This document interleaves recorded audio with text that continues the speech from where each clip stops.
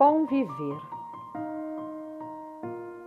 Imagine uma consciência saber com antecipação que não vai estar na próxima etapa da vida, mas que vai cair no vazio eterno sem volta.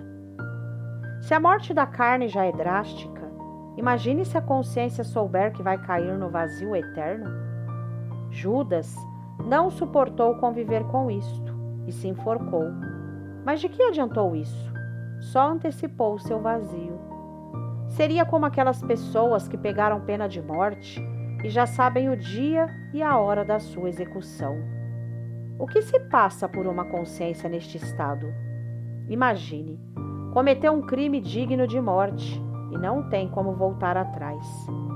Na lei de Deus diz que pecou contra o Espírito Santo de Deus, não há perdão nem neste século e nem no vindouro. Perdeu a vida eterna com antecipação e já sabe de antemão que vai cair no vazio eterno. O que leva uma consciência a cometer tal atrocidade contra si mesma? A lei é bem clara. Pecou voluntariamente contra o Senhor. Depois de ter chegado ao pleno conhecimento da verdade, não resta mais sacrifícios por este pecado. A consciência sabe com antecipação que perderá a vida eterna do Espírito. A lei diz: abster-se dos desejos carnais que combatem contra a alma. A consciência vai lá e se entrega aos desejos carnais, e não faz questão da vida eterna dela.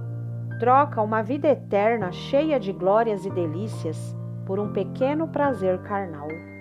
Agora está aí, na fila da morte, esperando como todos os carnais por seu vazio eterno. Mas não há o que fazer mais?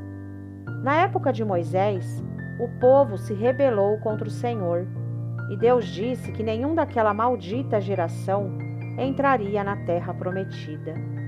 E mesmo depois de 40 anos, Deus não mudou de opinião, e ninguém entrou mesmo. Eu noto que toda consciência sempre pensa que com ela será diferente, mas será que vai ser? Eu vejo que o propósito de Deus funciona por leis e princípio.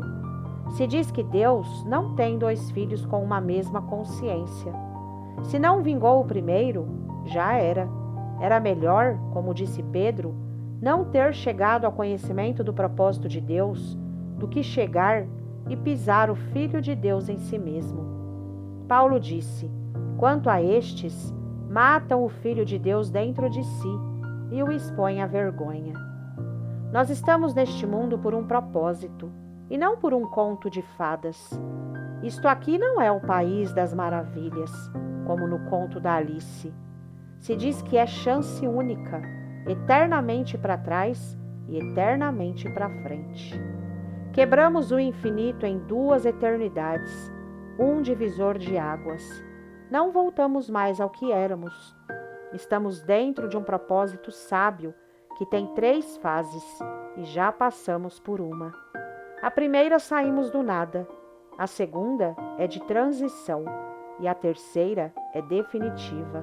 Como Jesus disse: derruba este templo e em 3 dias eu edifico outro no lugar.